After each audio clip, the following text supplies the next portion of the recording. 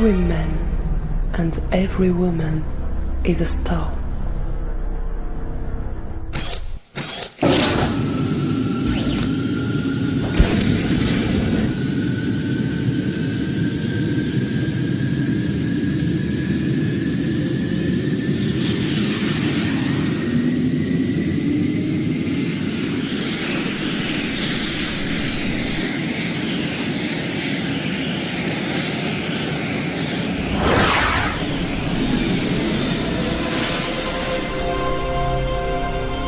Every mountain, every drop in the ocean, every living creature is made from space dust.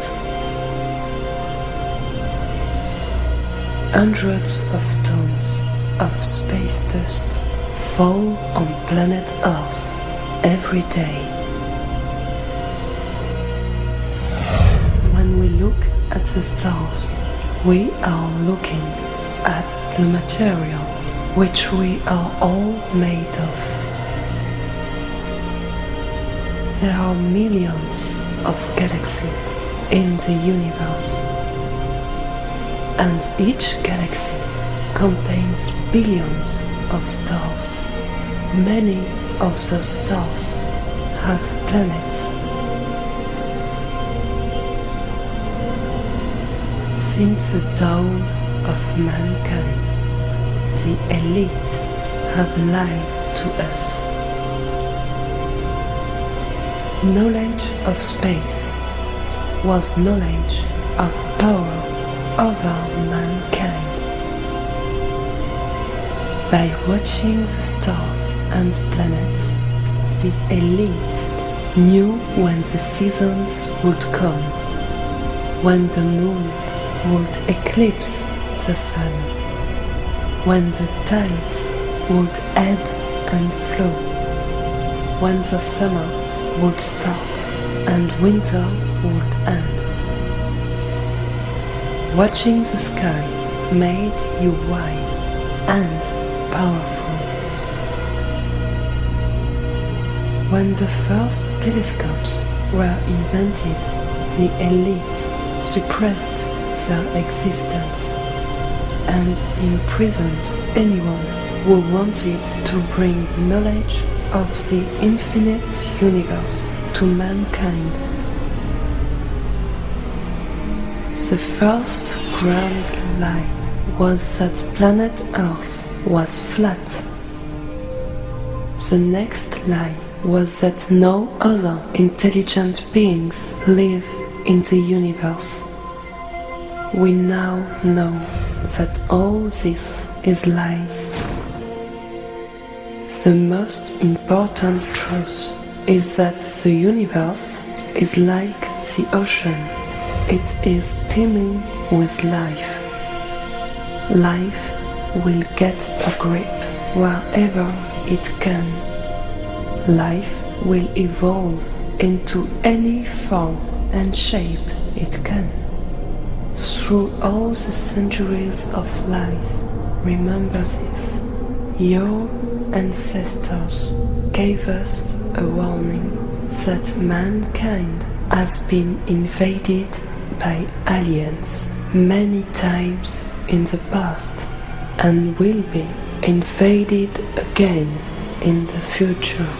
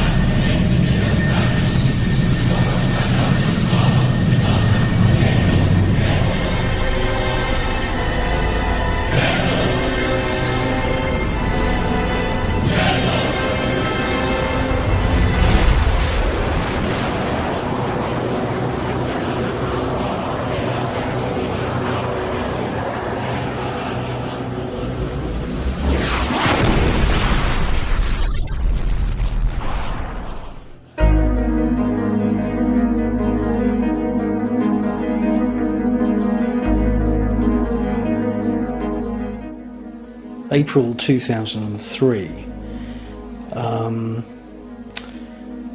American troops go to the National Museum of Iraq in Baghdad, and they set explosives and they blast the doors of the museum off its hinges.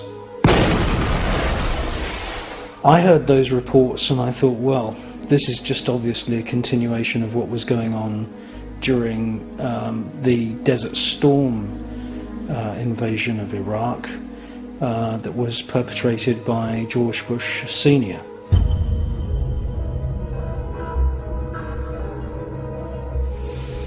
And now we know that there's George Bush Jr. blowing the doors off of the National Museum. So what's taken? Well, surprise, surprise. Thousands of objects are taken, and they mostly come from the Assyrian, Babylonian and Sumerian kingdoms of ancient Iraq.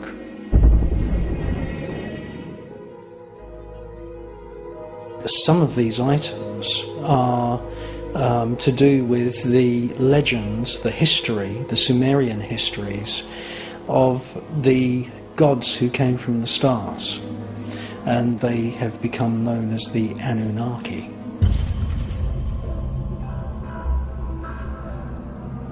$2 billion a week is being spent by the American military forces, by George Bush Jr. And it's not just museums that are being looted. Archaeological sites have been bulldozed by American military forces.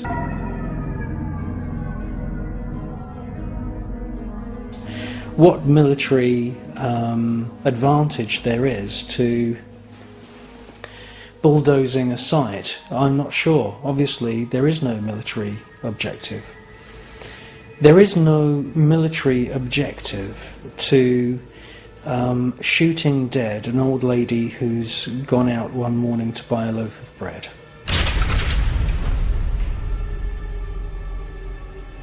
There's no military objective whatsoever in opening fire on a market full of people selling goats.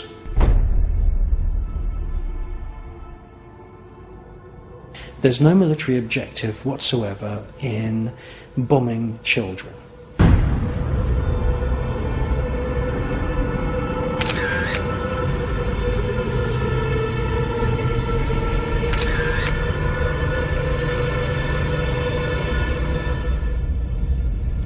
Now, I wanted to make this film 8 years ago, and I've got lots of friends who write books about UFOs and extraterrestrials. When I told them, you know, my idea for this film, the full idea, lots of them said, for God's sake, don't make that film, because, you know, you're mixing up, you know, the war in Iraq with extraterrestrials, and you know, people aren't going to see the connection. It's going to be a very, very difficult film. So Secret Space Volume 1, which is what I made in 2005, should have been Volume 2, and this film should have been Volume 1. But basically my conviction of 8 years ago has become stronger and stronger as I've seen events unfold in Iraq.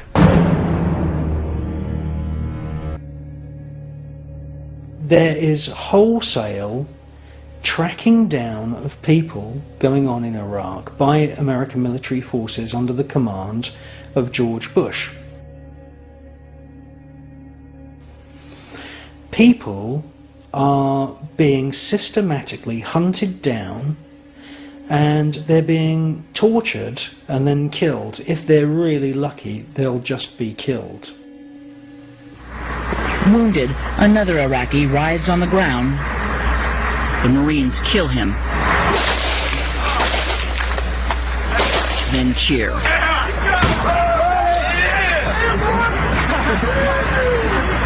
Like, man, these guys are dead now, you know. But it was a good feeling. And afterwards, you're like, hell yeah, that was awesome. Let's do it again.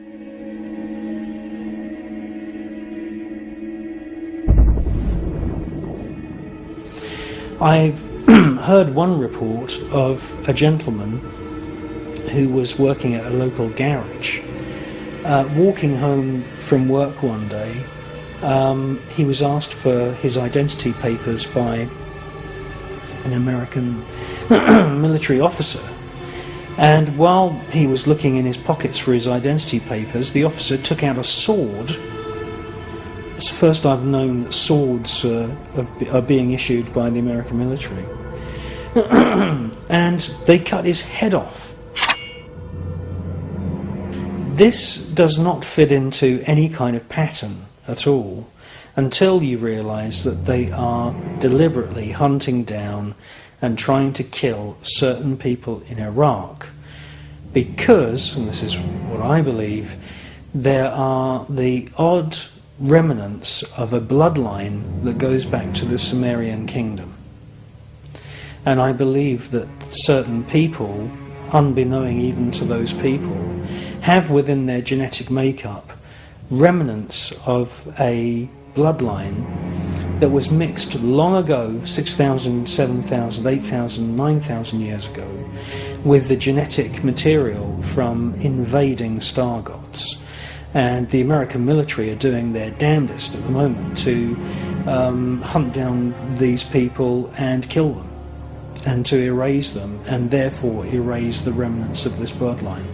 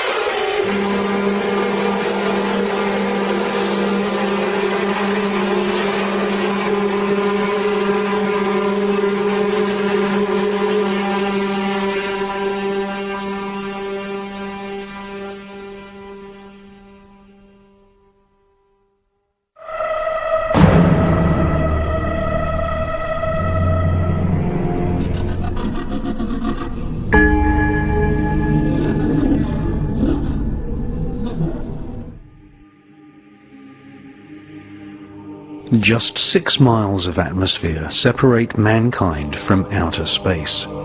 Roger Bannister, the man who ran the 4-minute mile, could run that distance in just 24 minutes. A rocket can travel the 6 miles from the surface of our planet into space in just 5 minutes. Once in space, everything is different. With no atmosphere, the human eye can see for literally hundreds of millions of miles. Space is not an empty vacuum. 99% of all matter exists in space. It's invisible and is called dark matter. The space around planet Earth is full of invisible radio waves. The signals from our television, radio and telephone networks travel very fast in space. Every month, planet Earth sends out 1 trillion individual radio broadcasts, which reach the planet Saturn within 11 days of leaving the surface of planet Earth. For the last 30 years, mankind has been sending small probes into space. The oldest of these probes, Voyager 1, Voyager 2 and the Pioneer probes, were launched 30 years ago and have now left the solar system. The Pioneer and Voyager probes are fitted with a gold plaque which contains a map of how to find planet Earth, a diagram of what we look like, and an audio recording from Secretary General of the United Nations, an ex-Nazi called Kurt Waldheim.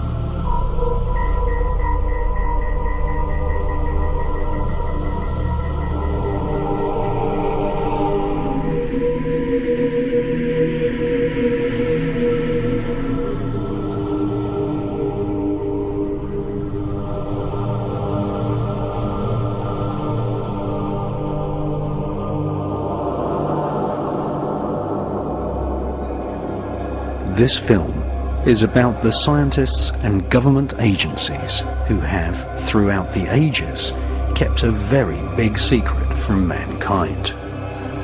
For the first time on film, we expose the cosmic conspiracy against mankind, the conspiracy of silence led by NASA, which keeps us all living in ignorance of the greatest revelation in human history, that we, mankind, are not alone in the universe, that within our own galaxy, thousands of life forms exist, which, like us, have the ability to build and fly craft which can travel from one planet to the other. This is the untold story of archaeologists, astronomers, astronauts, and scientists who have been airbrushed out of history because they told the truth. The truth is that planet Earth has been invaded by aliens many times in the past. Rock art preserved from thousands of years ago clearly show aliens interacting with humans and animals.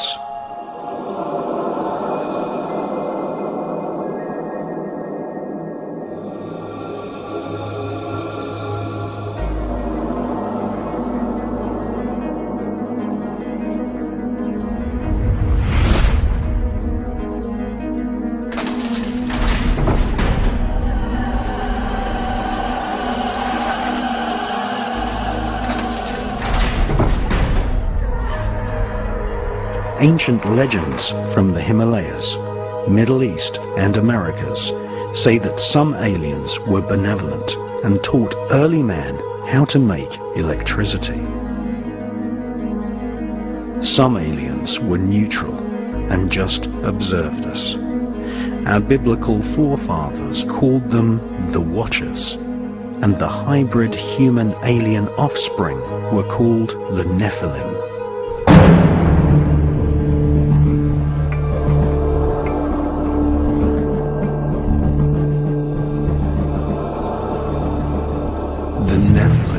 Shall be called evil spirits when they come to live on earth.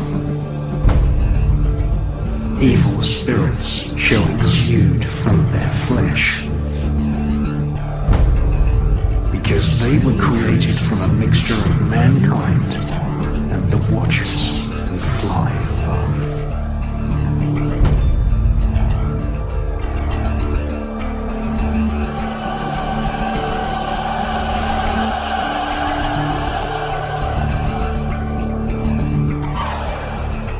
Himalayan legends tell of flying craft which exterminated whole regions of planet Earth using atomic weapons.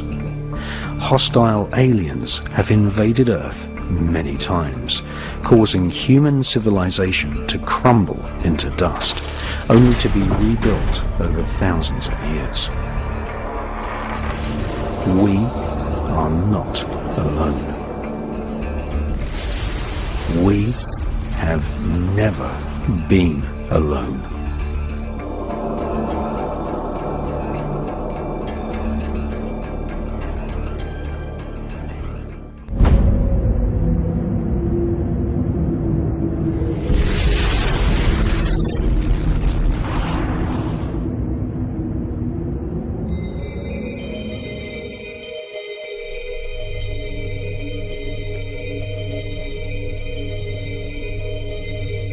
Having been accused of planning the 9/11 terror attacks as an inside job, and having been exposed as a long-time member of the Skull and Bones secret society with macabre rituals, George W. Bush's popularity fell to an all-time low prior to the 2004 presidential election.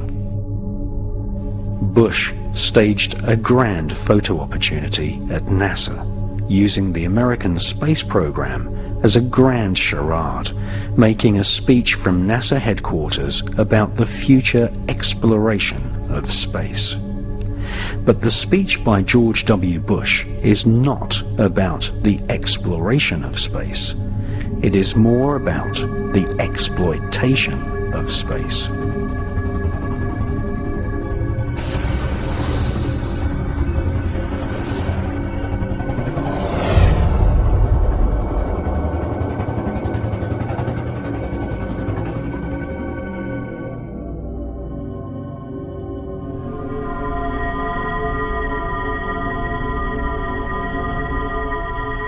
the US government has weaponized space.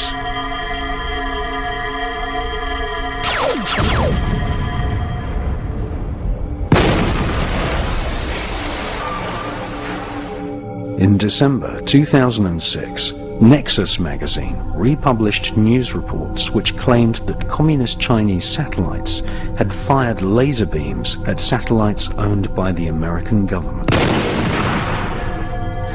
Star Wars are happening right now.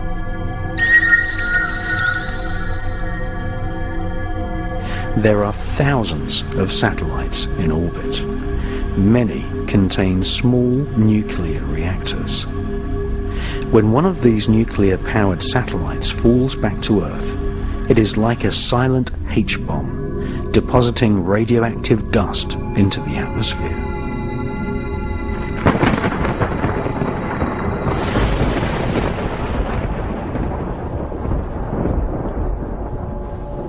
Just 1 pound of plutonium dust deposited into the Earth's atmosphere would kill all living creatures and plant life on the face of the planet. The US government presently has nearly 50 pounds of plutonium orbiting planet Earth in a range of military satellites.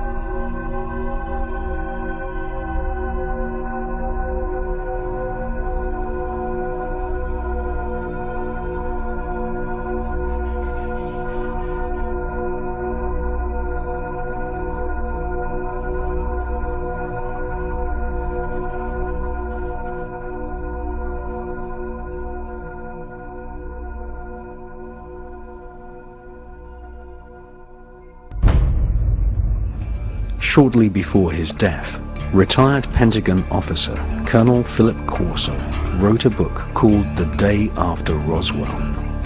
In this astounding book, he claimed that the Star Wars weapon system was placed in orbit to repel alien invaders. For more than 50 years, the war against UFOs has continued as we try to defend ourselves against intrusion. The Hughes Hunter killer satellites of the 1970s were our first steps in deploying a planetary defense system that held any threat to the aliens.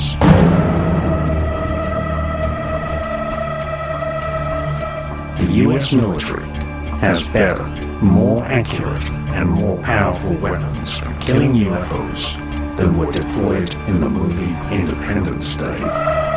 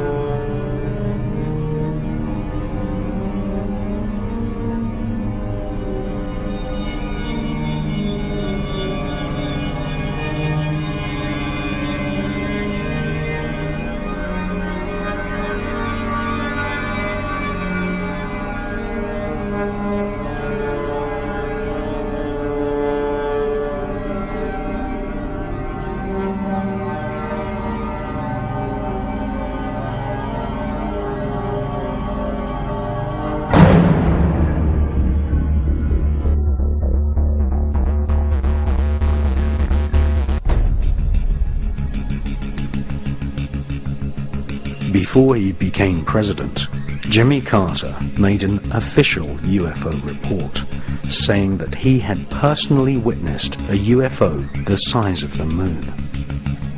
During the Carter presidency, the CIA and FBI came under pressure from UFO investigators and the Carter administration to reveal what they knew about the UFO phenomenon. At first, the CIA denied ever having kept documents about UFOs. But during the Carter administration, Freedom of Information Act requests from UFO research groups forced the CIA to publish an embarrassing list of documents. Thousands of pages of investigations into the UFO phenomenon were finally made available to the public. At the same time, the FBI were forced to admit that not only had they kept UFO reports on file, but they had actively tapped the phones and secretly searched the homes of people who claimed they had been abducted by aliens.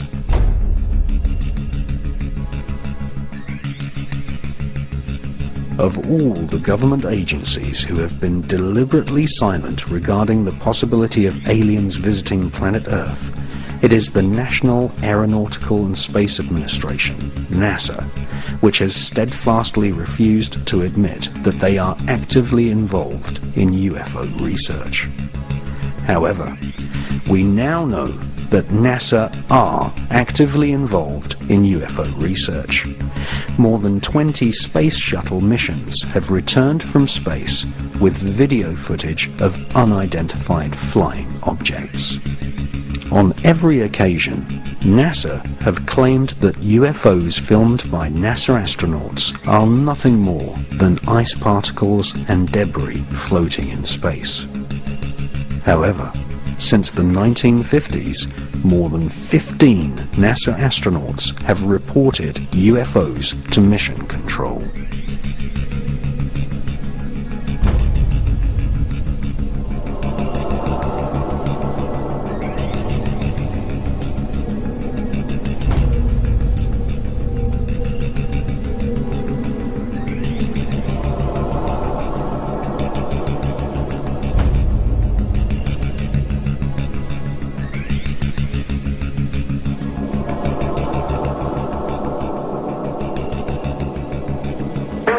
Unidentified flying object. On March the 14th, 1989, amateur radio enthusiasts recorded a transmission on a secret NASA frequency from Space Shuttle pilot John Blah. Houston, this is Discovery. We still have the alien spacecraft under absorbance.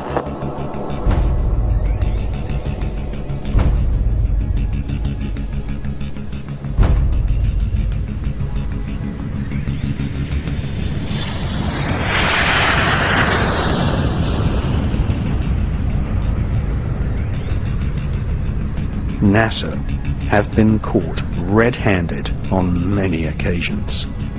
NASA have refused to admit they are actively monitoring the presence of aliens.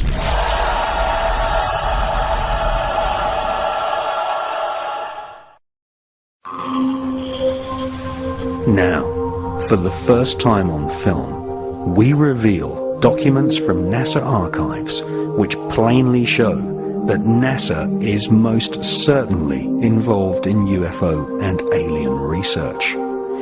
We prove, using actual NASA documents, that not only do NASA scientists believe that aliens are visiting planet Earth, but that NASA have funded studies to research UFOs on the Moon.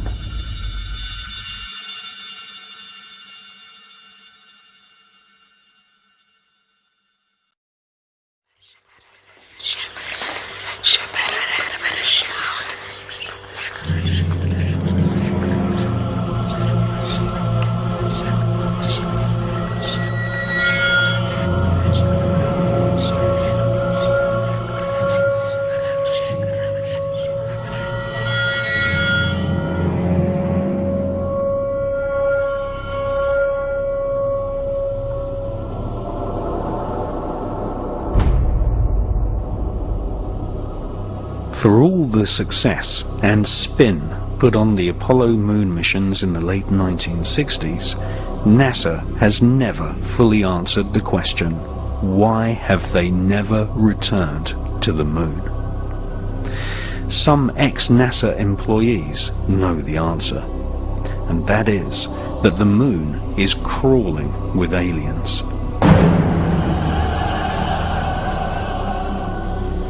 And that NASA astronauts confirmed this in the 1970s, leading many UFO researchers to conclude that NASA had been warned off ever returning to the lunar surface. UFO activity on the moon was nothing new to the ex-Nazis who engineered the Apollo moon missions. For centuries, astronomers all over the world, including Nazi Germany, had been reporting UFOs flying over the lunar surface. The Lunar Anomalies Report was commissioned by NASA in the years preceding the famous Apollo missions in the late 1960s. For more than 3 years, NASA financed several research scientists to collate a catalogue of anomalous lights which had been reported on the lunar surface by leading astronomers and scientists since the Elizabethan era.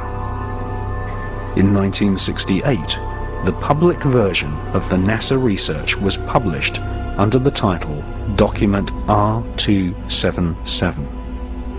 This public version of NASA's survey of lunar UFOs included nearly 600 strange events which took place between the years 1540 and 1967. This official NASA catalogue of strange lunar UFOs included reports from some of the world's most famous astronomers.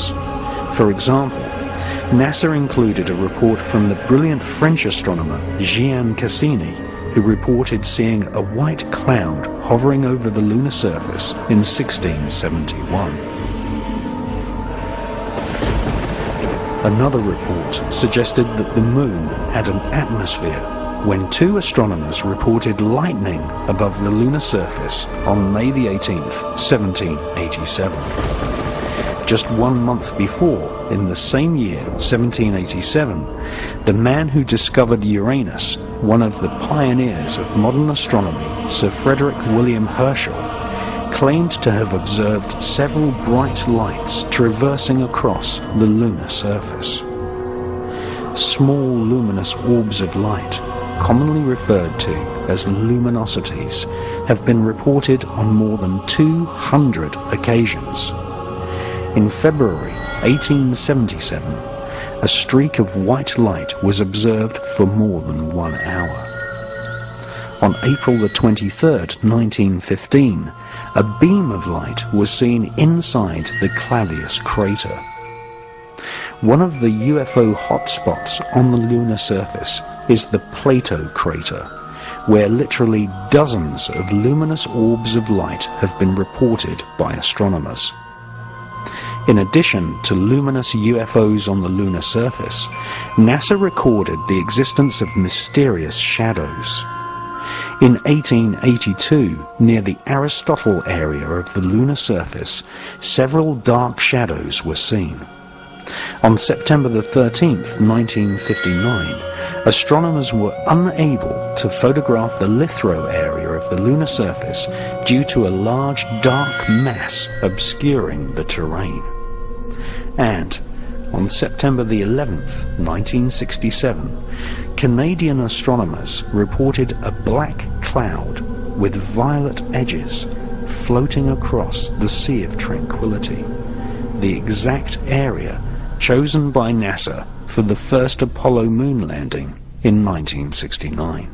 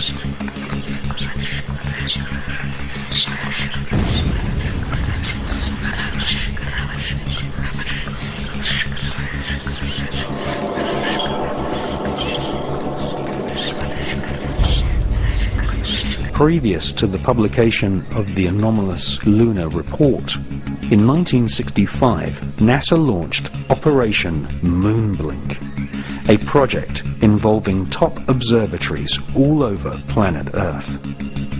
NASA's goal was to collect data on the large number of luminosities seen flying over the lunar surface. Operation Moonblink also investigated various large structures which had been photographed by unmanned NASA satellites.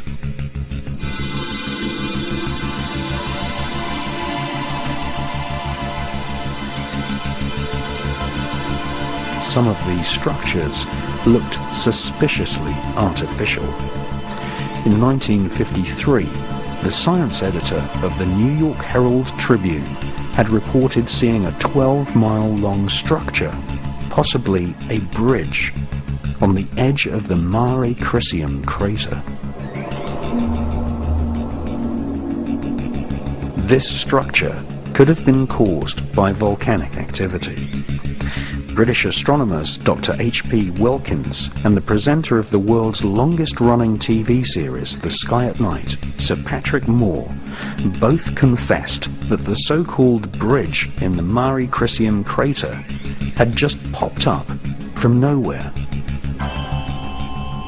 In preparation for the NASA Apollo moon missions, Orbiter 3 was dispatched to take photographs of some of the moon's most interesting structures. In the Ucurt area of the moon, a large vertical structure stands proud of the lunar surface. It has been nicknamed the Shard. Another curious object photographed by Orbiter 3 is the so-called tower, which some astronomers claim is over a mile thick and could be 5 miles high.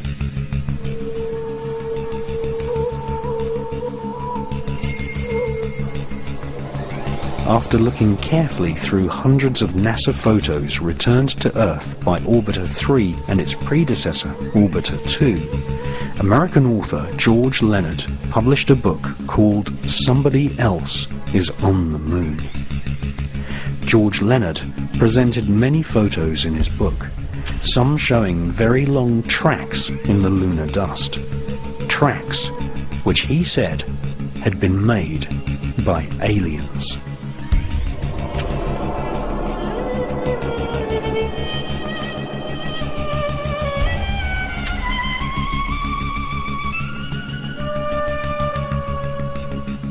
Sightings of UFOs flying across the lunar surface are still going on to this day.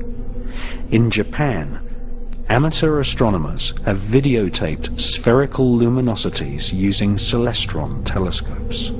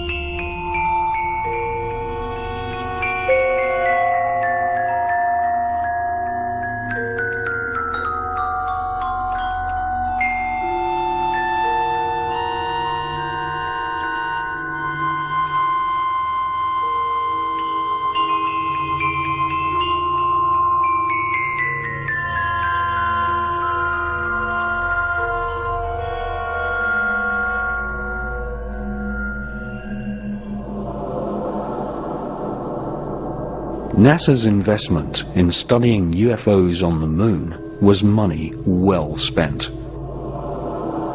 Two ex-NASA mission specialists exposed in the 1970s that NASA astronauts had informed Mission Control that they had seen alien spaceships on the lunar surface.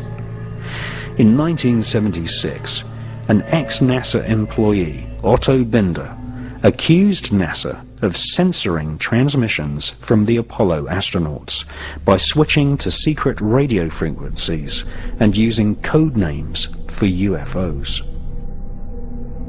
Otto Binder claimed that he had heard an Apollo astronaut tell Mission Control that there were huge alien spaceships parked on the lunar surface, right in the middle of the Sea of Tranquility, which had been chosen as the landing site for Apollo 11.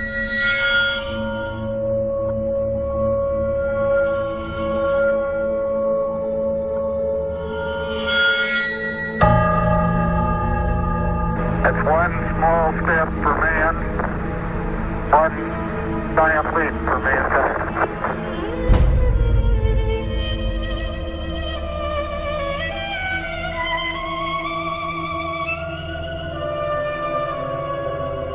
Few people took Otto Binder's account seriously, until another ex-NASA employee, a Moroccan named Maurice Chatelain, published a book in 1978 in which he claimed that two UFOs hovered above the Sea of Tranquility just before the historic moonwalk of Neil Armstrong. Maurice Chatelain was a NASA insider. He invented many of the radio and radar communication systems for the Apollo missions. He had 11 patents awarded for his inventions and had a high-level NASA security clearance, able to talk freely with senior NASA officials. In his book, he quoted radio transmissions between Apollo astronauts and Mission Control. According to Maurice Chatelain, the astronauts informed NASA that there were alien spacecraft lined up on the far side of a nearby crater, observing the historic moonwalk of Neil Armstrong.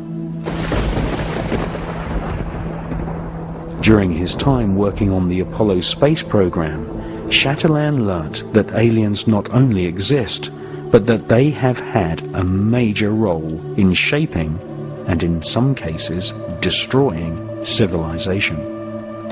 The title of Maurice Chatelain's book proves he was in no doubt that aliens had invaded planet Earth in the past.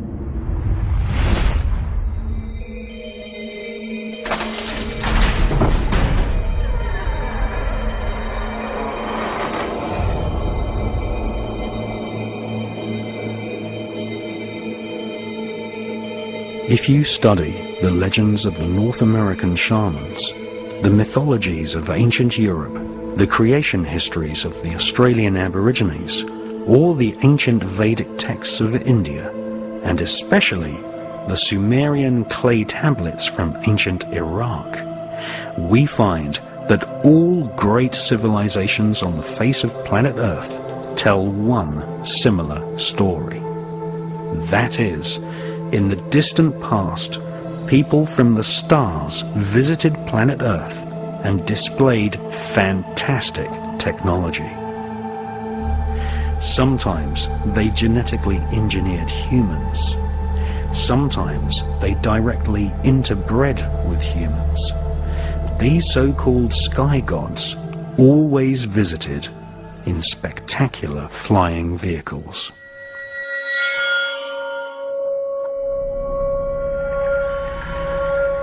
And the watchers from the sky saw the daughter of men were beautiful, and they bred with them.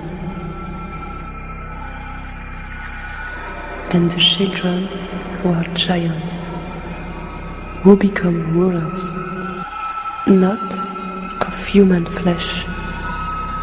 They were called the Nephilim.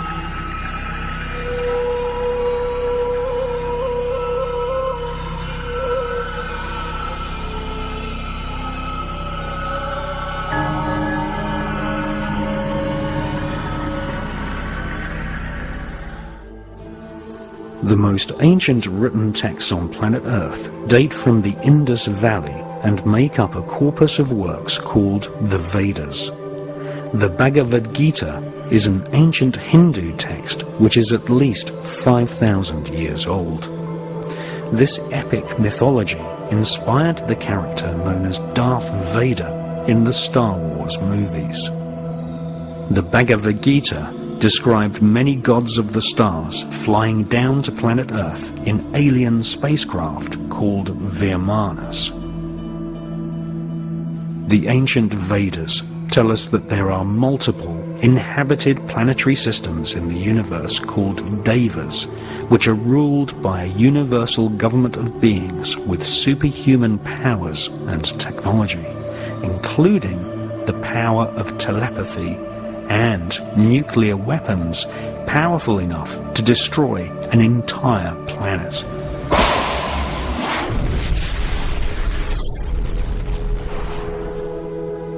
The Hindu legends tell us that the Vimanas were like flying saucers, which had stealth technology, able to make themselves invisible, and were able to detect enemy craft at great distances using a form of psychometric radar.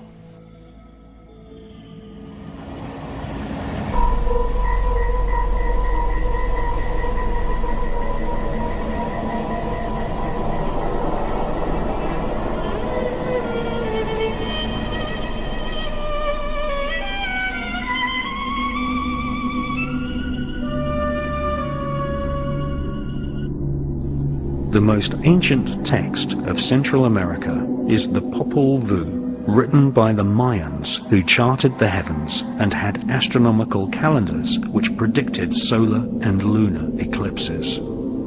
The Popol Vuh describes the ancestors of the Mayans as great explorers who knew centuries before European scientists that the Earth was not flat, but in actual fact a sphere. The Popol Vuh mentions a great god king called Quetzalcoatl, who is depicted as a flying serpent.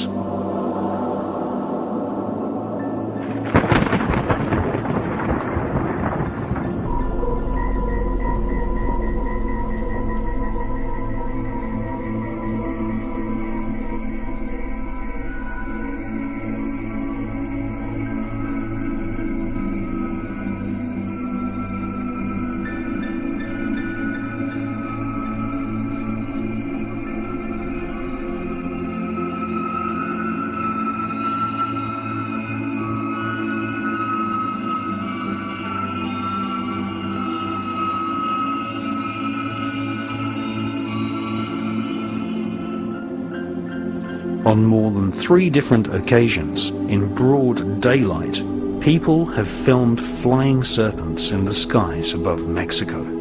The same phenomena has also been filmed in Scotland, and also from aboard the space shuttle by veteran astronaut Story Musgrave.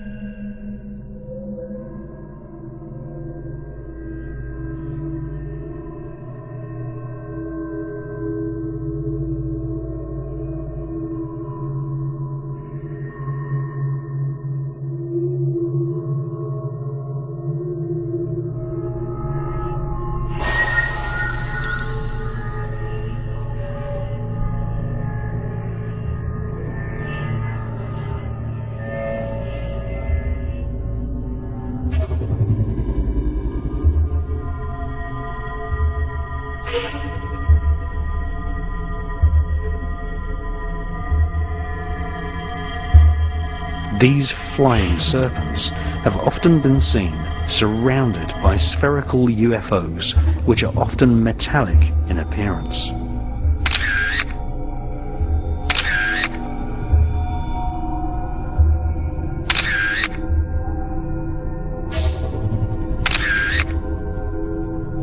Mexican UFO investigators call these spherical luminosities Las Perlas, or the pearls. These pearls of the sky are mentioned in ancient Tibetan scriptures. More than one leading Tibetan author suspects that these spherical UFOs are actually alien probes monitoring the evolution of mankind.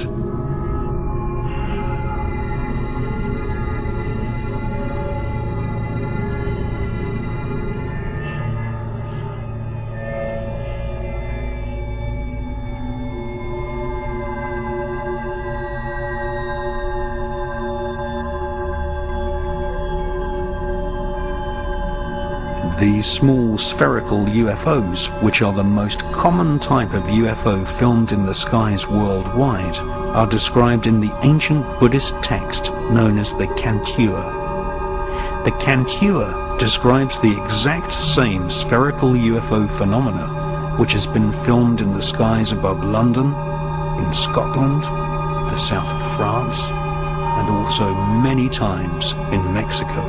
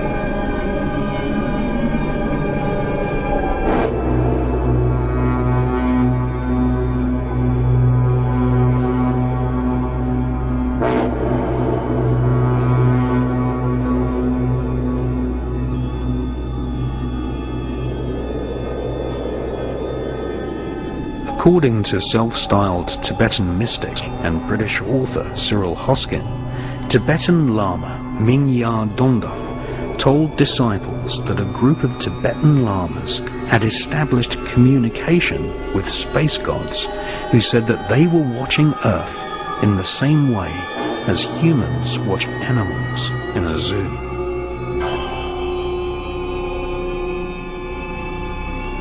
A royal document dating back to the 7th century states that the first 7 Tibetan kings came from the stars.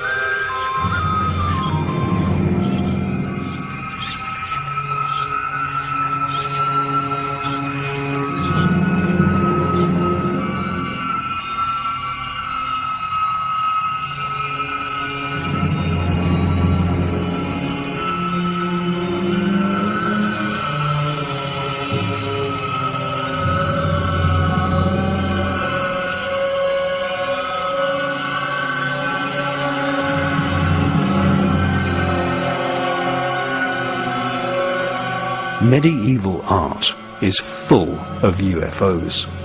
Some are seen beaming lasers directly into the minds of people. Medieval artists associated the occupants of UFOs with the world of God. Jesus is pictured in many paintings where alien craft can clearly be seen hovering in the background. Medieval painters used their art as a way of giving people the message that UFOs exist and that aliens have been involved in controlling the destiny of mankind. There are even medieval paintings clearly showing satellites and other forms of technology.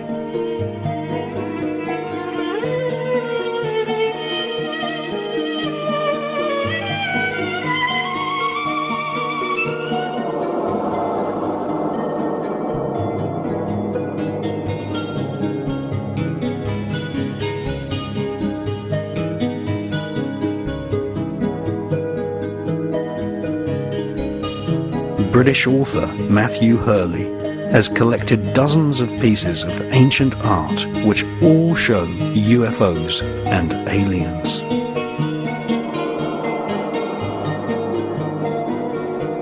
In addition to dozens of paintings, there are also hand-printed newsletters from the medieval era which report UFOs, luminous balls of light, and even an alien invasion in the Mediterranean. According to a medieval manuscript, in 1608, reptilian aliens landed on the shores of Genoa and Nice, causing panic and fear amongst the inhabitants. The manuscript is a news report entitled "Frightening Screaming and Signs from the Sea at Genoa." In the month of August 1608, couriers of celestial pestilence appeared foretelling the tragic invasion to come. Romans made sacrifices to the gods on seeing them arrive. Horrible beings with arms covered in scales, with snakes wrapped around their arms, emerged from the sea, screeching and screaming. In the city of Nice, it rained blood.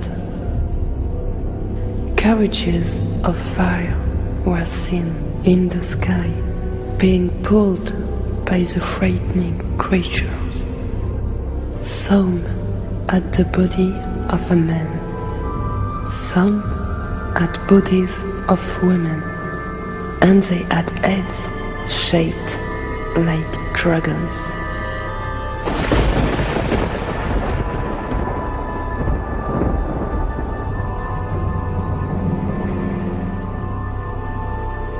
Genoa was the hometown of Christopher Columbus. On October the 11th, 1492, whilst halfway across the Atlantic on his voyage to discover America, Columbus saw a UFO and recorded the event in his ship's log.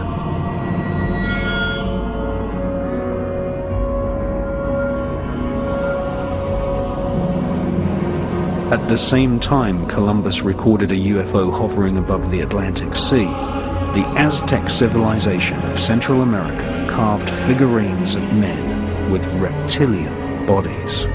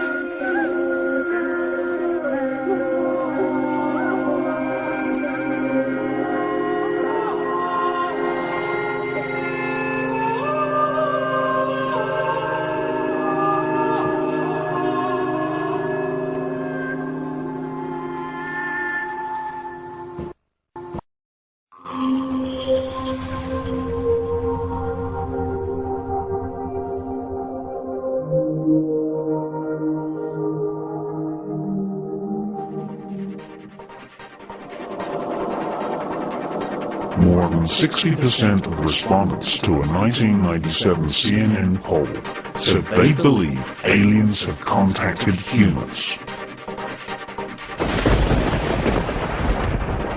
Approximately 50% said they think aliens have abducted humans. And 80% believe the government is hiding something about alien contact.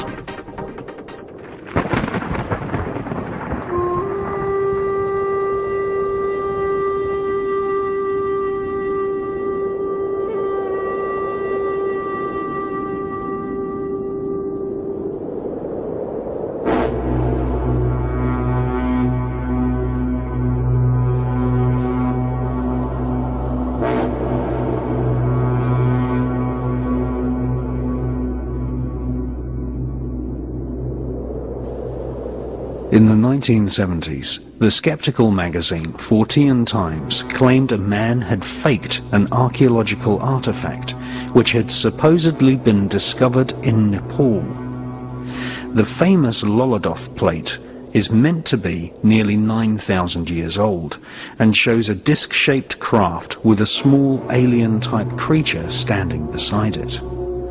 This controversial item is either a fake or one of the most obvious warnings from the past that aliens have visited the Himalayas.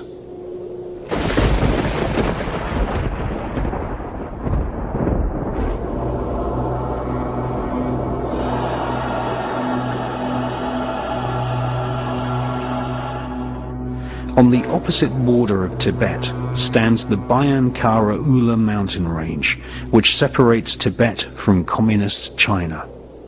There, small skeletons with oversized skulls have been found. The tribes in the Bayan Mountains have a detailed mythology involving star beings crash-landing spaceships in the distant past.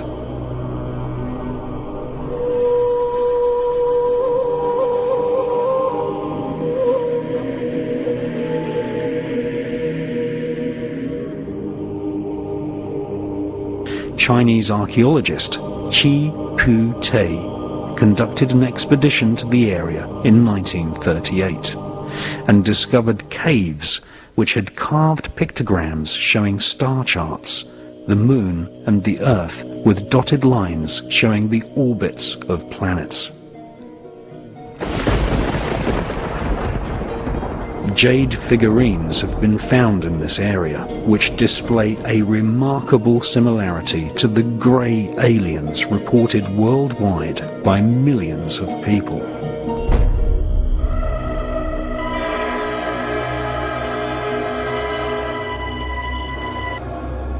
The small skeletons with alien-shaped skulls were discovered in 1938.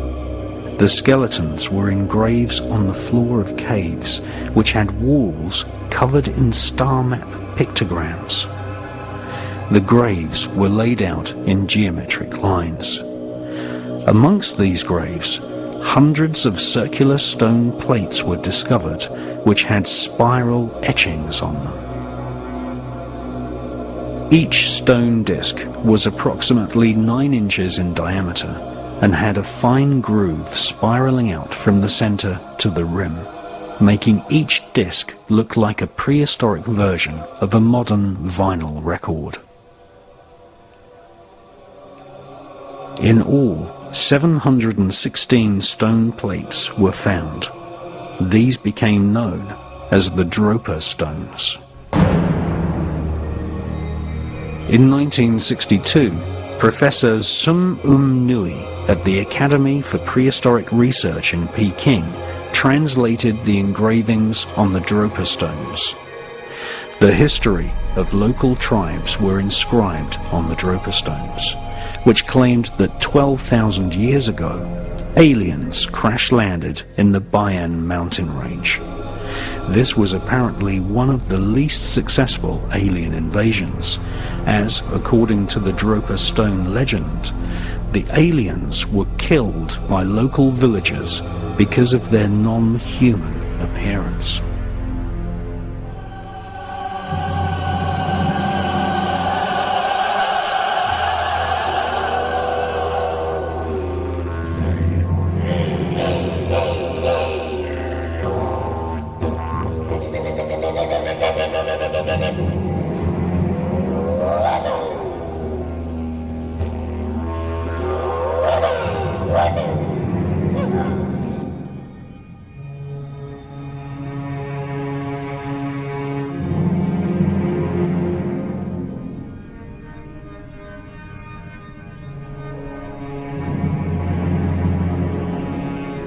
Ancient Aboriginal rock art shows many examples of alien-type beings which are known as Wanjinas.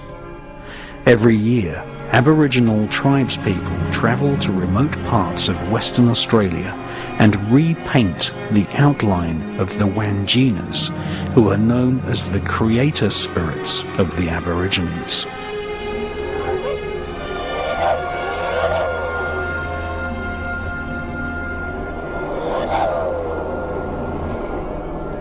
By repainting the figures, Aborigines are making sure the memory of these Wanjina creatures are never forgotten.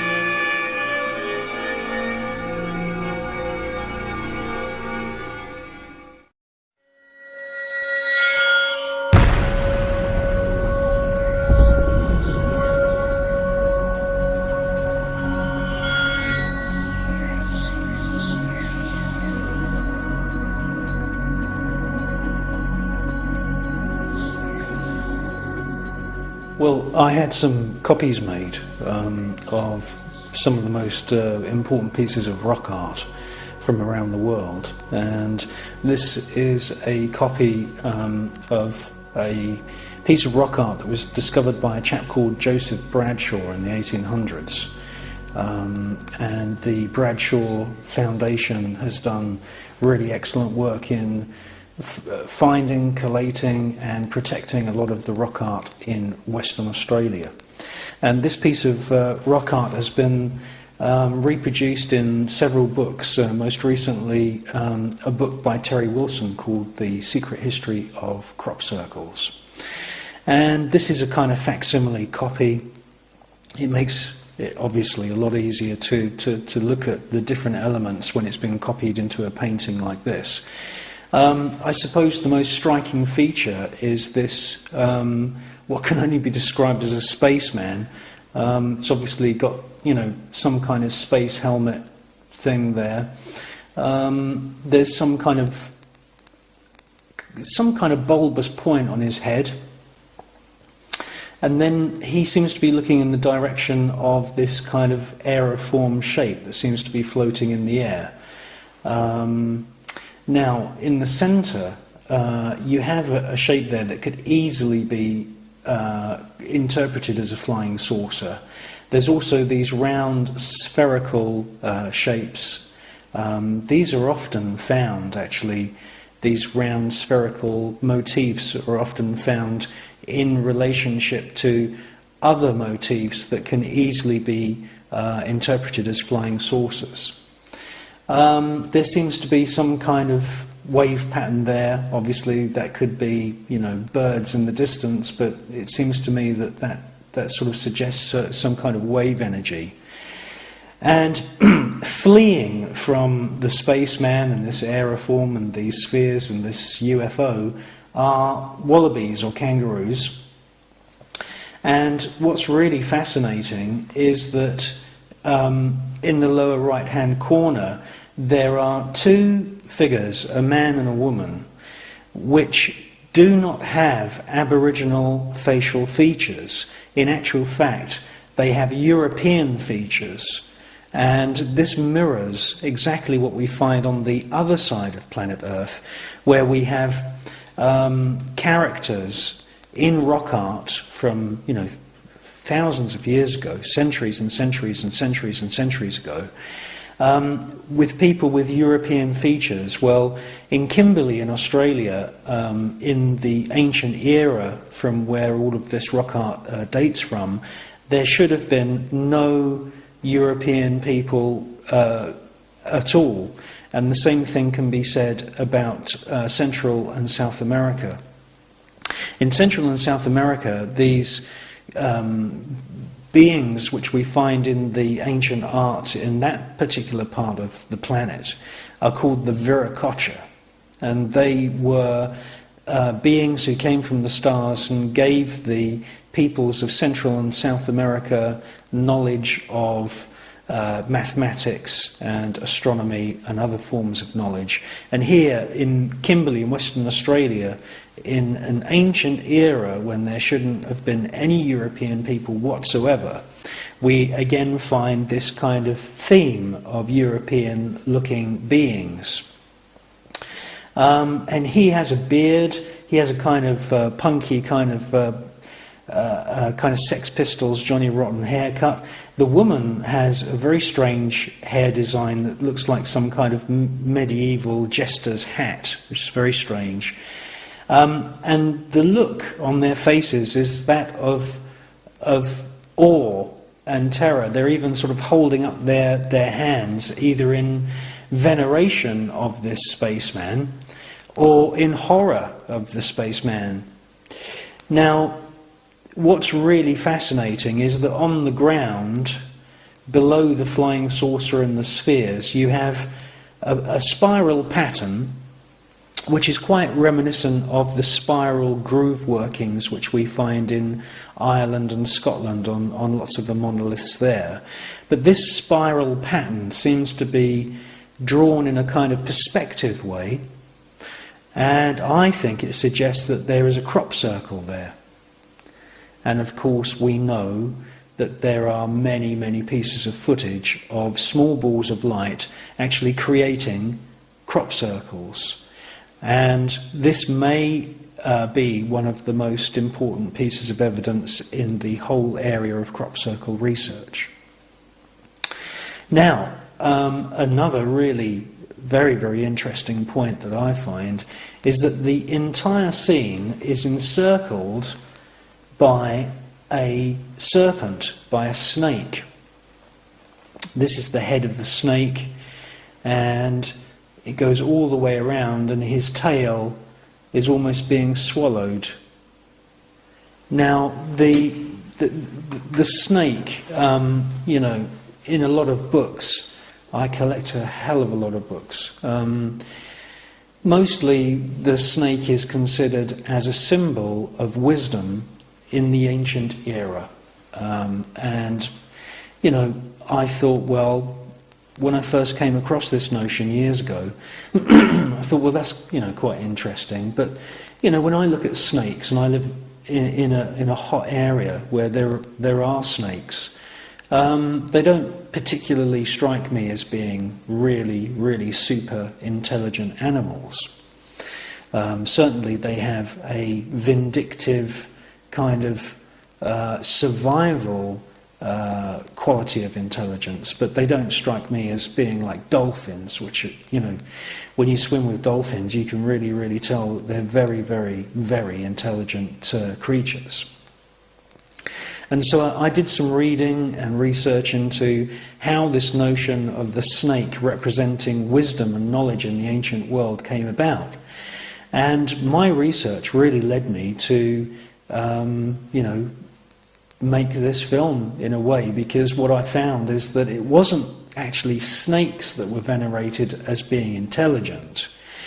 It was the reptilian aspect to their being that was associated with reptilian or serpent-like creatures in the legendary histories of planet Earth, characters like Quetzalcoatl in Mexico that brought the civilizations of Central and South America, you know, fantastic knowledge about the stars, and other reptilian beings, such as Nukua, which was a reptilian goddess in ancient China. It was this notion that these reptilian beings that came from the stars, full of knowledge, genetics and science, which then was oversimplified and throughout history came down to the point where the snake represents wisdom of the ancient world.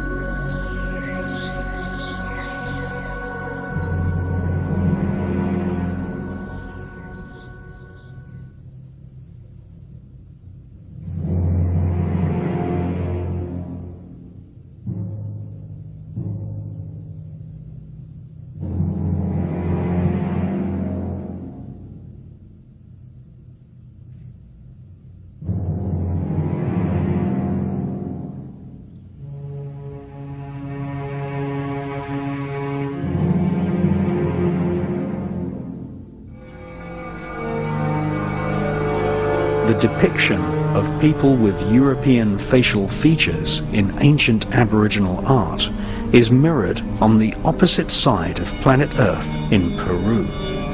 Again, we see depictions of bearded European people at a time and a place where no such Europeans should have existed.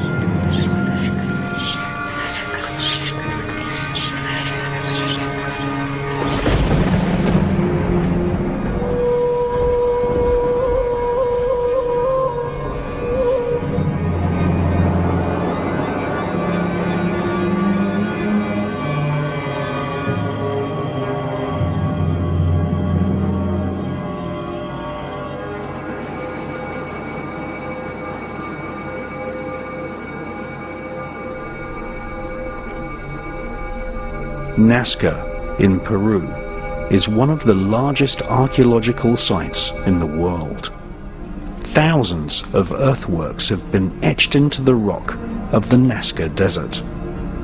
The summits of entire mountains have been scraped away to make space for parallel lines and giant pictograms of creatures which can only be seen from the air. Skeletons with elongated skulls like a grey alien have been found near Nazca. World-famous author Eric von Daniken has made a detailed study of the Nazca area. He has visited local people who have private collections of stone figurines which show detailed depictions of heart surgery and European-type men using what appear to be telescopes. Thousands of these ancient stone figurines have been found and are thought to be at least 3,000 years old.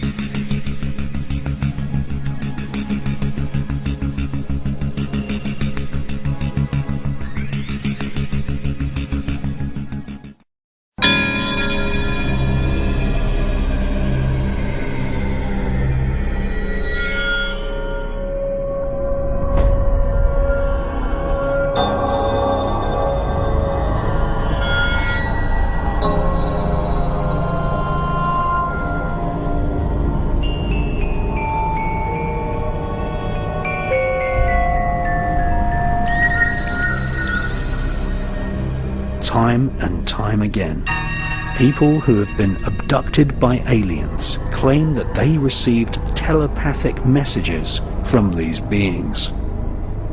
Many people claim that the Greys are a telepathic species who do not speak, but prefer to transfer thoughts containing colours and symbols with the power of their minds.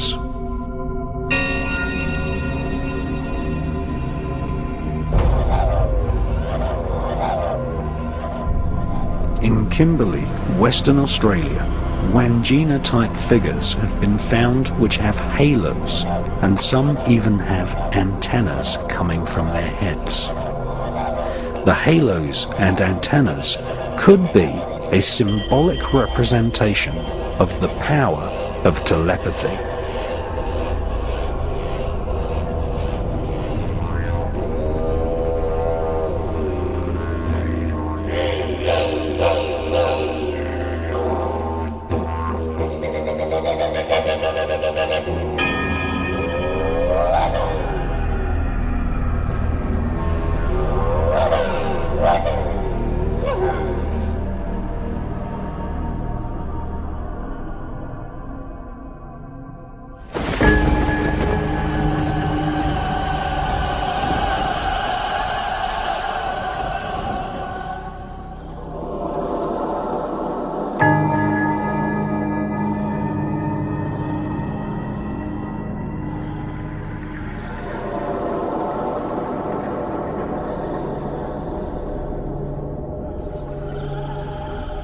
Again, mirrored on the far side of planet Earth, thousands of miles from Australia, we see the same type of alien creatures with antennas depicted on rock art. These alien figures were carved onto the rocks thousands of years ago and are known as the antenna people.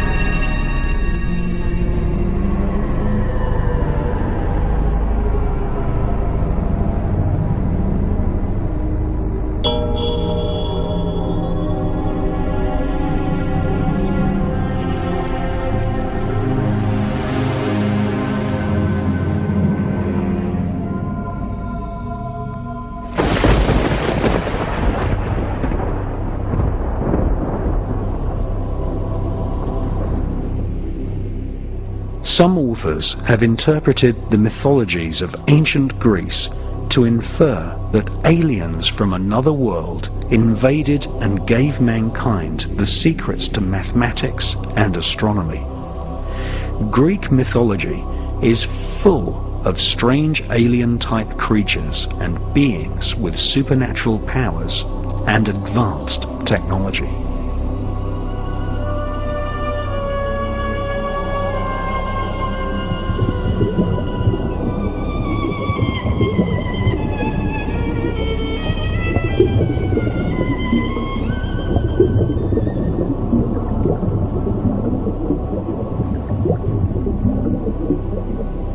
In 1900, the wreck of an ancient ship was found off the coast of Crete near the island of Antikythera.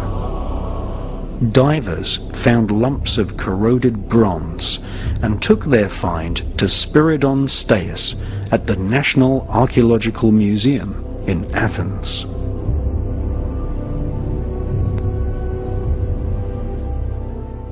Spiridon Staius discovered a complex and elegantly made mechanism, like the interior of an expensive handmade clock, inside the corroded lumps of bronze. In 1902, he proclaimed the object to be thousands of years old and called it the Antikythera mechanism. In 1958, British scientist Dr. Derek de Soya Price studied the Antikythera mechanism and claimed it was a clockwork computer able to accurately predict the movement of stars and planets. The Antikythera mechanism is likely to have been made in the Hellenistic era of ancient Greece. No other ancient clockwork mechanism can be found in any other museum worldwide. Indeed, there is no mention of clockwork technology being used during this era anywhere on planet Earth.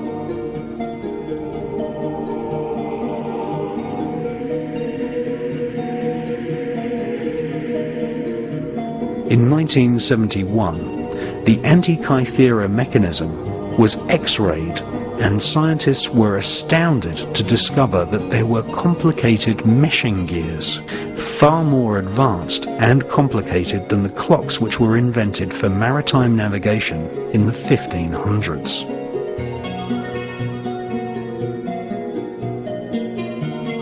Dr. de Soya Price stated that the Antikythera mechanism was so sophisticated and ahead of its time that it was like discovering a jet airliner inside an ancient Egyptian tomb.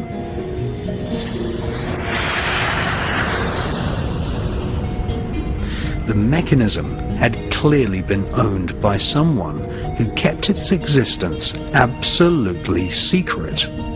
For if the technologies displayed in the mechanism had been widely taught to ancient man, then the Industrial Revolution would have happened before the birth of Christ.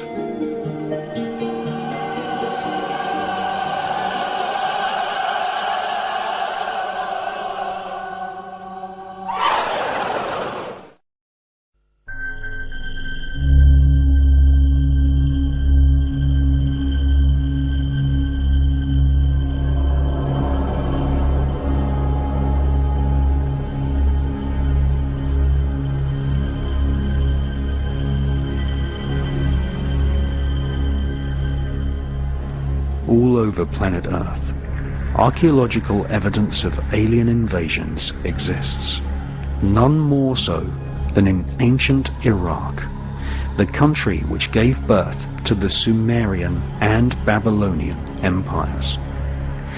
6,000-year-old clay tablets tell of aliens invading from the stars who enslaved and genetically modified mankind.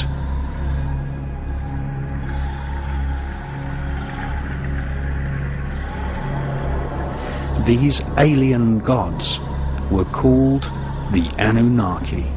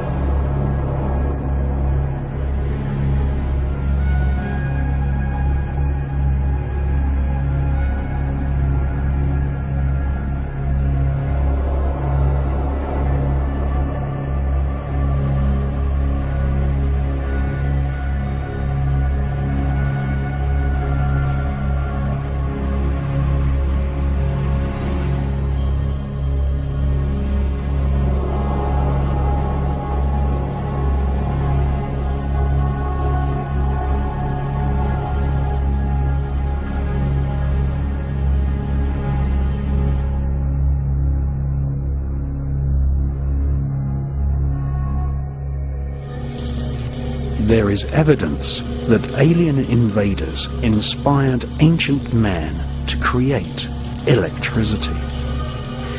Electricity was only discovered, or should we say rediscovered, in 1786 by the Italian Luigi Galvani. In 1936, Wilhelm Koenig discovered a clay vase in the vaults of the Baghdad Museum. The vase is thought to date from the Sumerian civilization, which predates the pharaohs of ancient Egypt. Inside this ancient clay vase was a copper cylinder with an iron rod running through the center, capped with oxidized lead.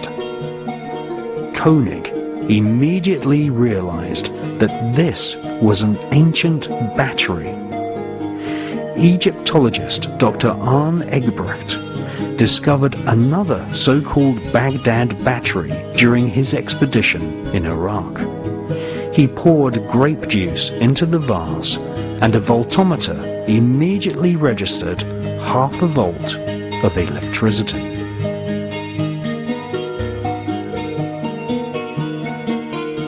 Where did this notion of electricity thousands of years ago come from? Was it inspired by the technology brought to planet Earth by the Anunnaki aliens? According to figurines and legends in ancient Iraq, the Anunnaki were reptilian humanoids. They are depicted in ancient Sumerian art as suckling human babies to their reptilian breasts.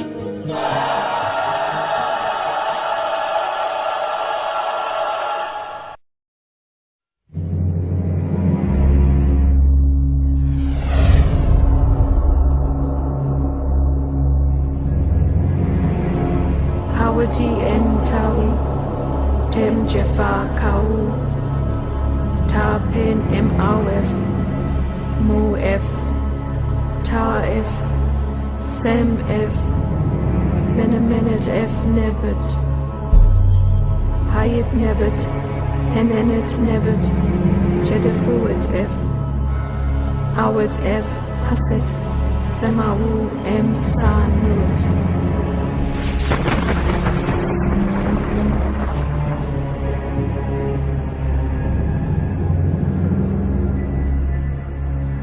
3,500 years ago, during the reign of King Thutmose III, ancient Egypt was invaded by spherical UFOs which were described as circles of fire. According to ancient papyrus, these spherical UFOs filled the sky for several days.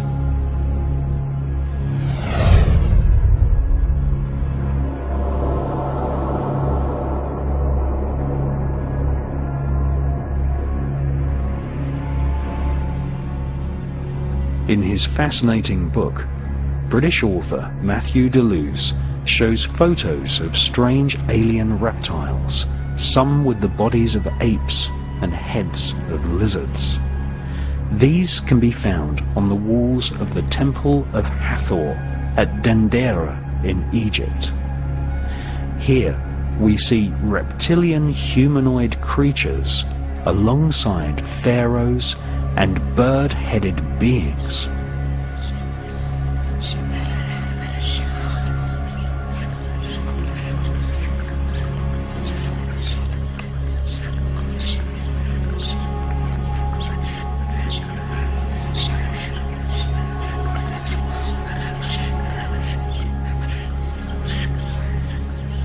Strange giant light bulbs, possibly some form of plasma beam weapon, can clearly be seen at the Temple of Hathor. Inside these strange devices there are serpents. This is possibly a pictorial message that this alien plasma technology was given to the elite of ancient Egypt by a serpent or reptilian race of aliens.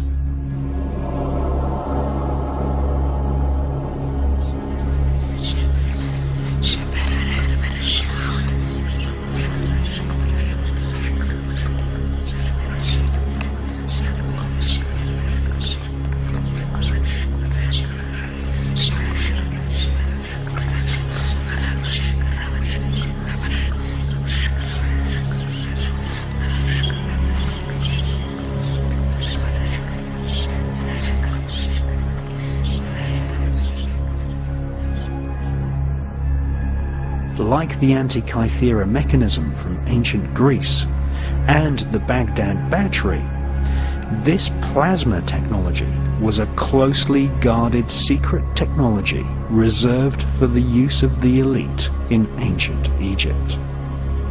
Just as we see today, the royal political elite have secret underground bases harboring secret stealth technology and flying saucer type craft.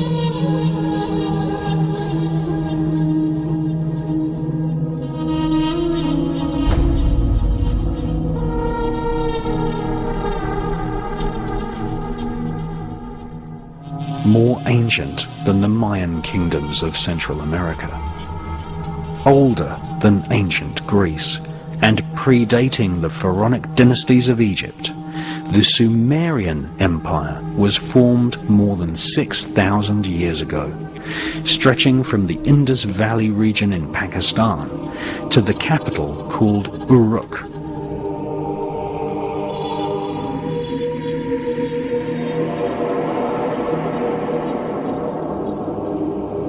Sumeria is known as the cradle of civilization.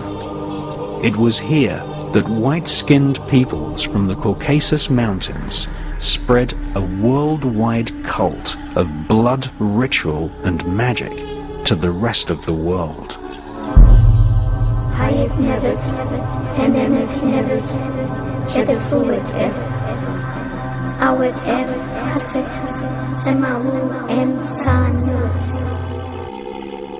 Two authors, Zecharia Sitchin and the British genius John Marco Allegro, who translated large parts of the Dead Sea Scrolls, studied ancient Sumerian clay tablets, which were discovered at Nineveh in the 1800s. These clay tablets told the history of the Sumerian Empire, an empire which was formed by invading aliens called the Anunnaki.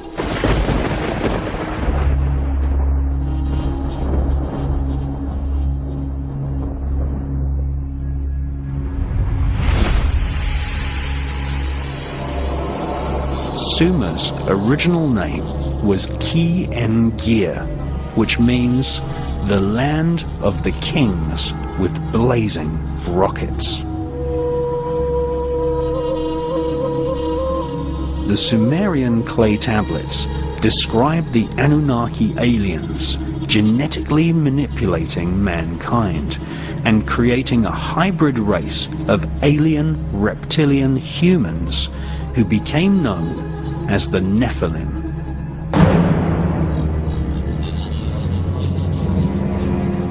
The Nephilim are also known as the Elohim in the Bible.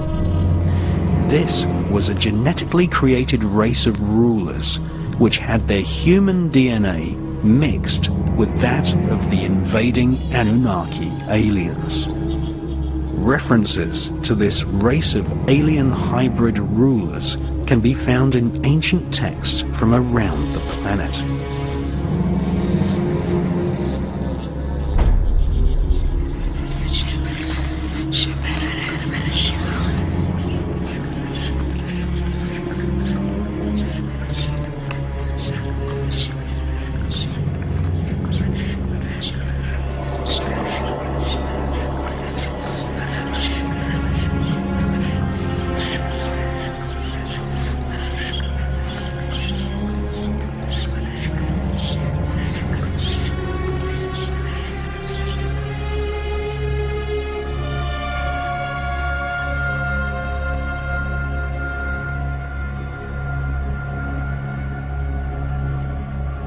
The Sumerian Empire was the place where Zoroastrian, Hindu, and Judaic religions all began.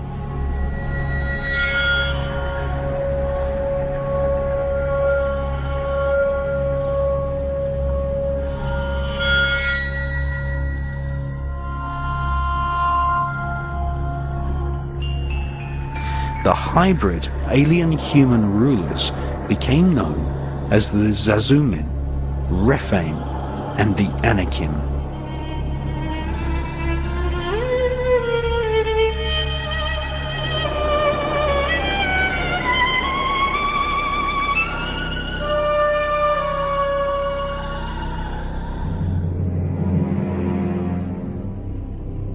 The world's most famous author on the subjects of the occult and human consciousness is David Icke. In his books, The Biggest Secret and Tales from the Time Loop, David Icke reports that blood sacrifice was an important part of ancient cultures in Babylon and also in Central America. In the legends of Babylon, the kingdom of ancient Iraq, which supplanted Sumeria, the drinking of human blood and the sacrifice of children was performed to please the alien gods who had invaded from the stars.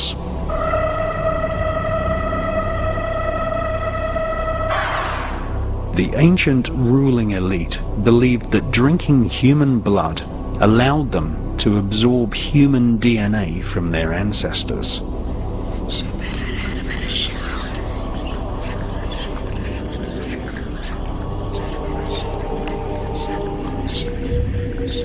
The Vatican continues this ancient blood-drinking ritual to this day with the symbolic drinking of the blood of Christ. David Icke claims blood-drinking rituals have been performed by members of the royal political elite throughout history.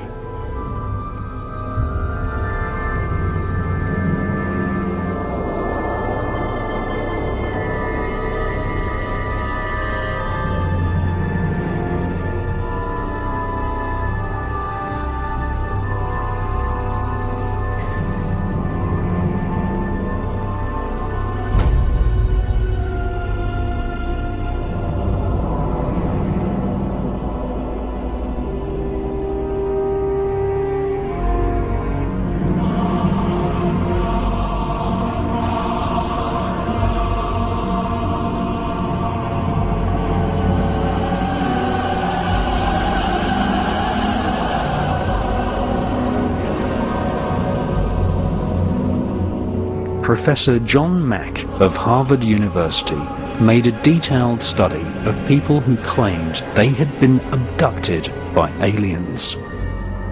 In his book, John Mack studied abductees who said that the grey alien is actually a genetically engineered reptilian who invade planet Earth on a regular basis and collect human DNA as part of a plan to breed an alien-human hybrid race who will serve an extraterrestrial elite.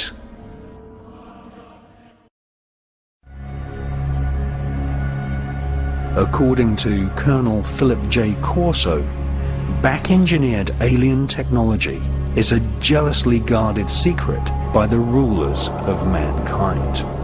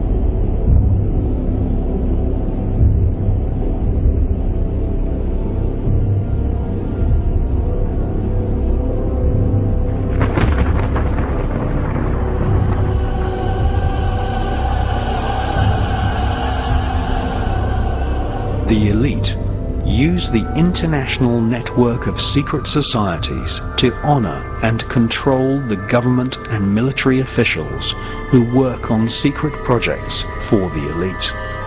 In fact, the oldest secret society known to mankind was formed in ancient Babylon and is called the Brotherhood of the Snake. The ruling elite of ancient Egypt fashioned their bodies so that they resembled aliens. All over ancient Egypt, serpents, snakes, and reptiles are associated with kingship and power over the human population.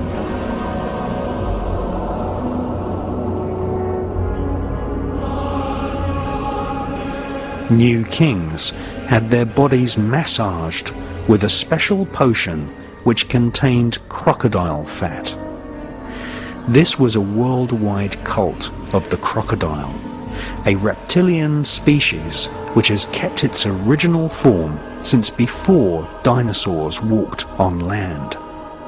The crocodile is pictured alongside the Wangina creator spirits of Western Australia. Reptiles have always been associated with a race of hidden masters.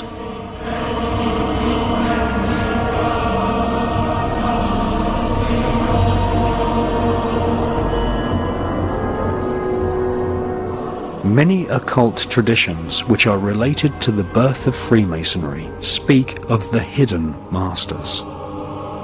Some occult historians and authors claim that a group of hidden masters control world international Freemasonry. Ancient Masonic texts suggest that these hidden masters are in actual fact alien spirits from another world. Some Masonic texts say that the secrets of how to control and influence society and politics from behind the scenes was passed to the elite of Freemasonry from a race of reptilian aliens who invaded planet Earth and landed in ancient Iraq more than 12,500 years ago.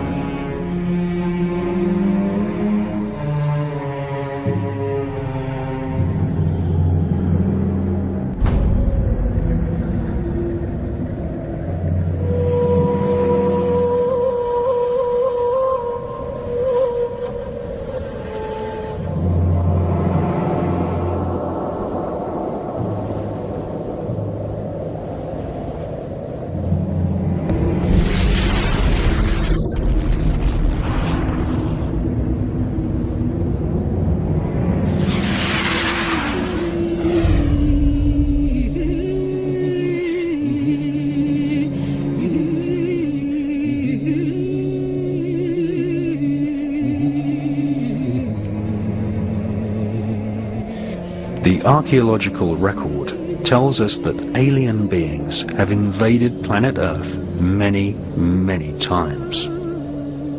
All over the United States, ancient oral traditions of sky gods, or aliens, persist. At conferences organized by American shamans, legends of aliens who gave mankind knowledge of genetics are spoken about openly.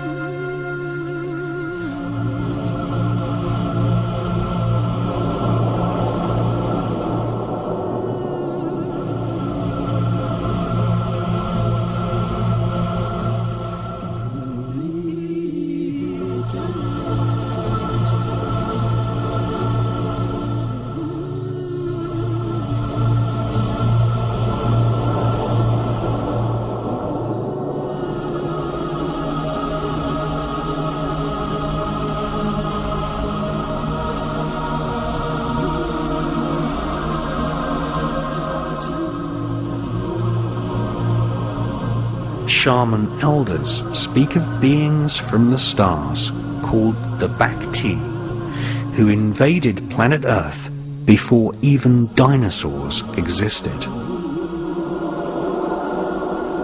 Right at the point when planet Earth was just forming. The Hopi shaman elders make little dolls which represent spirits of their elders and spirits of the Earth. They also make dolls which represent the spirits of the star gods. These dolls are called kachinas.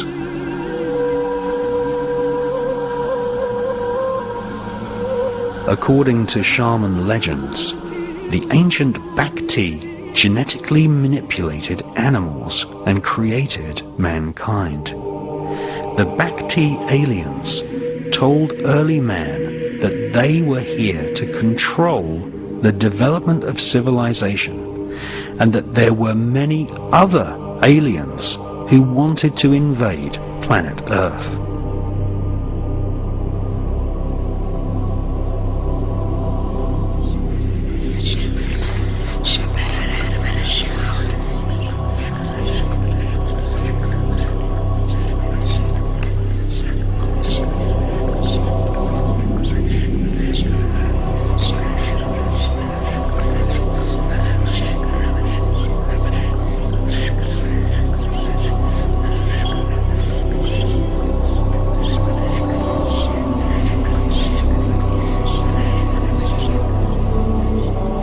According to American shamans, the Bacti aliens have been known both as gods and devils throughout the evolution of man.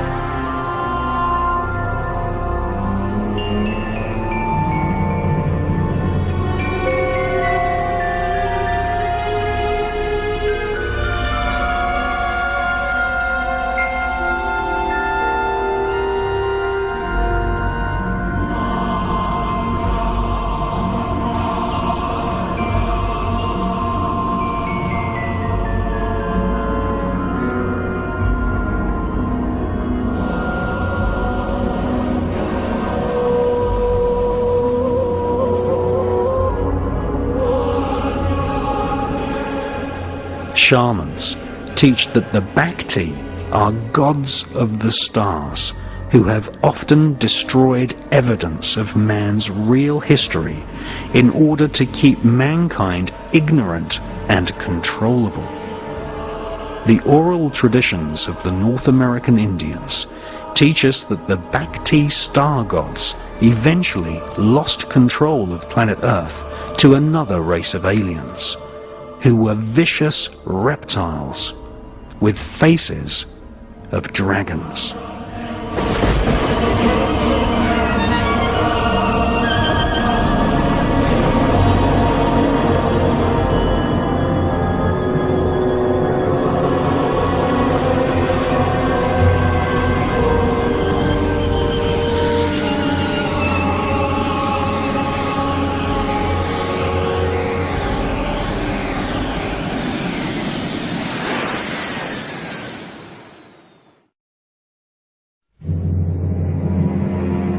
The Temple of Hathor at Dendera in Egypt is dedicated to a deity who had dominion over our Milky Way galaxy. Scientists and astronomers now agree that there could be as many as 50,000 planets in our own Milky Way galaxy which can support intelligent life.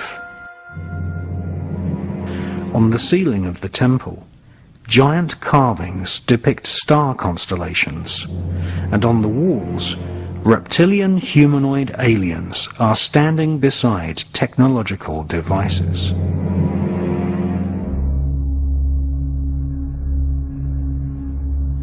Lizards can be clearly seen standing upright alongside the royal elite of ancient Egypt.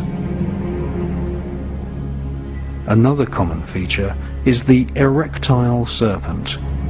This emblem is known as the Uranus. All the pharaohs wore cobra-shaped headdress featuring serpents and also vultures.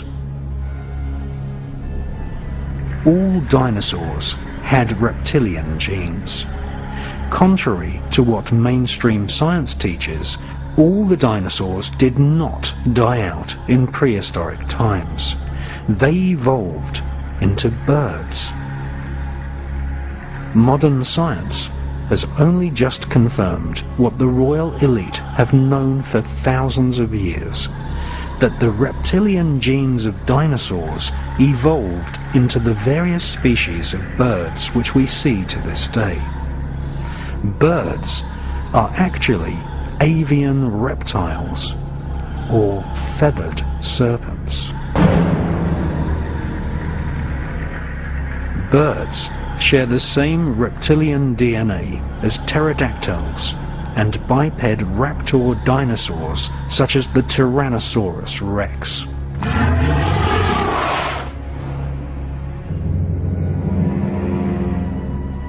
Images of gods from the stars, symbolized by feathered serpents, can be found all over planet Earth.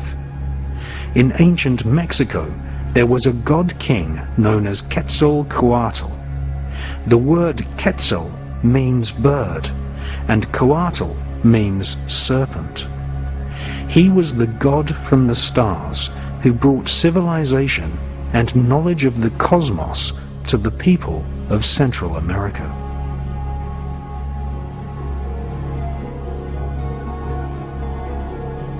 Ancient texts from Yucatan, known as the Chilam Balam, tell us that the first inhabitants of the region were called the Chanas people, which means people of the serpent. They were ruled by a king called Itzamna. The word Itzam means lizard, and he is depicted as being half human and half serpent, just like the reptilian figures seen on the walls of the Temple of Hathor in Egypt.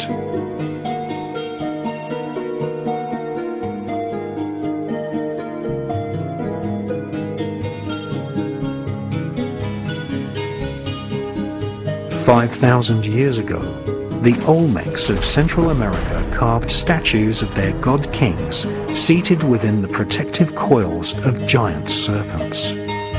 In these carvings, we see gods holding small buckets, identical to the situlas of ancient Sumeria. These buckets contained the so-called water of life.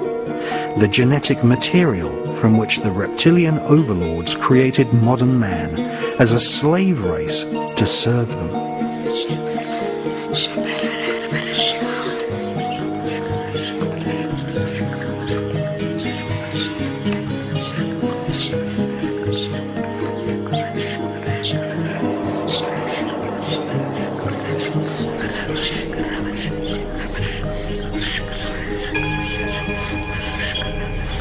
In North America, at Sago Canyon in Utah, we again see erectile serpents flanking star beings. This is the exact same iconography as we find at the Temple of Hathor in Egypt. This suggests that knowledge of a race of reptilian aliens was accepted as fact in the distant past right across planet Earth.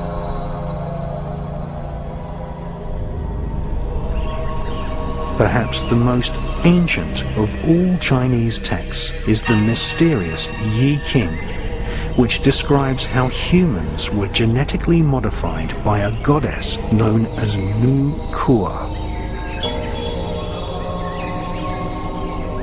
She was a reptilian whose descendants became the emperors of China. Time and time again, we see rock carvings and ancient texts from all over planet Earth telling us that dragon-like reptilian humanoids invaded planet Earth and genetically created a race of hybrid alien human rulers.